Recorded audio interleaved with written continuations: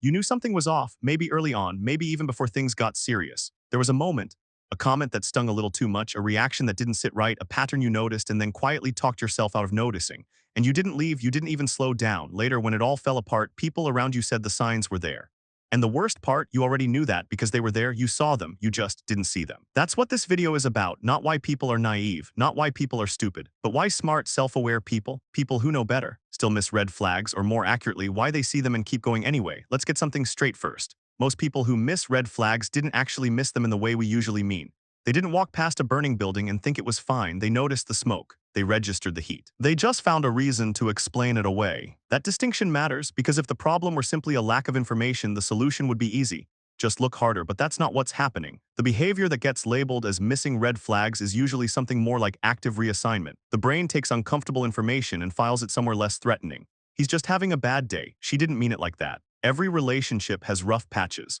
I'm probably being too sensitive. These aren't lies people tell themselves because they're weak. They're the brain doing exactly what it's designed to do, protect the investment, and that's where this gets interesting. When you want something, really want it, your brain starts working for the relationship, not for you, not in a sinister way, just in the way that any system optimizes for its current goal. Early on, when attraction is strong, when hope is high, when you've already imagined a future with someone, your mind shifts its default position.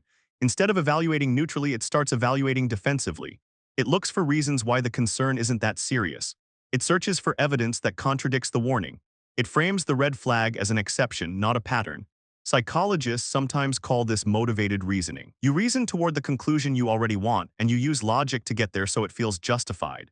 The conclusion came first. The reasoning followed, and the more emotionally invested you are, the harder this pull becomes to resist. It's not that you stop being intelligent, it's that your intelligence gets redirected. You become very good at arguing against your own instincts. There's something else happening underneath that. The good moments in a relationship, especially early on, can feel genuinely extraordinary, intense chemistry, feeling completely seen. Conversations that go until 3 a.m., that kind of connection feels rare. And when something feels rare, the brain assigns it enormous value. So now you're not just weighing one red flag, you're weighing one red flag against what feels like one of the best experiences of your life. The math feels obvious, the flag loses. What makes this harder is that some people are highly skilled, consciously or not, at creating those highs. Charm, attention, intensity. The same person who occasionally crosses a line might also be the person who makes you feel the most alive you've ever felt.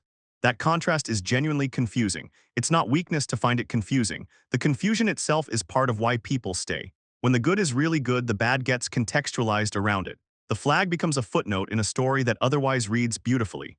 Until it doesn't. For some people, the pattern goes deeper than one relationship. It connects to something that was established much earlier. How they learn to relate to people they depend on. If you grew up in an environment where love came with unpredictability, where affection was inconsistent, where you had to earn security, where tension and warmth existed side by side, then certain red flags might not register as danger. They register as familiar. Familiar isn't the same as comfortable, but it can feel like home. And the brain is drawn toward the known even when the known isn't good. This doesn't apply to everyone who misses red flags. Context matters, life history matters, but for a significant number of people, the reason certain warning signs don't trigger alarm is that the alarm was calibrated differently. What should sound like a warning sounds like just how relationships are. This is worth understanding not as an excuse but as information. Because if your baseline for what's acceptable was shaped by something that wasn't actually okay, your instincts about what's normal may need recalibration. And that's not something you can do just by trying harder to notice things. There's another layer that kicks in once you're already deep in. Sunk cost, not just in terms of time, but emotionally. You've opened up. You've let this person into the parts of you that you don't show easily. You've told them things. You've rearranged your life around them in ways small and large. And now there's a red flag. Acknowledging it fully doesn't just mean reconsidering the relationship. It means reconsidering the decision to be this vulnerable. It means sitting with the possibility that you gave a lot of yourself to something that wasn't what you thought it was. That's painful in a specific way, so the brain softens the flag, not to protect the relationship necessarily, but to protect the self. To avoid the grief of admitting the investment was misplaced. Walking away isn't just losing a person. It's losing the version of the future you built in your head, and sometimes that imagined future is more real to you than the actual problems in front of you. People on the outside of these situations often ask why someone didn't just leave the moment the flag appeared. The question assumes that humans process relationships like spreadsheets, that if the negatives outweigh the positives, the rational move is obvious. But relationships aren't processed that way. They're processed emotionally, contextually, historically. And the decision to leave isn't just a calculation, it's a loss. Even from something painful, leaving requires grief. And grief requires accepting that the thing you hoped for wasn't real. That's not easy for anyone, no matter how self-aware they are. What's more, some red flags don't announce themselves clearly. They arrive as ambiguity, raised voice that might have just been stress, a controlling tendency that looks like caring, a pattern that only becomes obvious in retrospect once you have enough data points to connect. Red flags rarely come with labels. Here's what this all reveals. Missing red flags almost never comes from ignorance. It comes from the collision of emotional need, cognitive bias, and the very human tendency to protect what we've already invested in. It comes from hope, which is not a flaw. It comes from the way early experiences shape what we expect from the people close to us. It comes from the fact that walking away from someone you care about is genuinely hard, even when staying is harder. The people who look back and say the signs were there are not describing their past stupidity.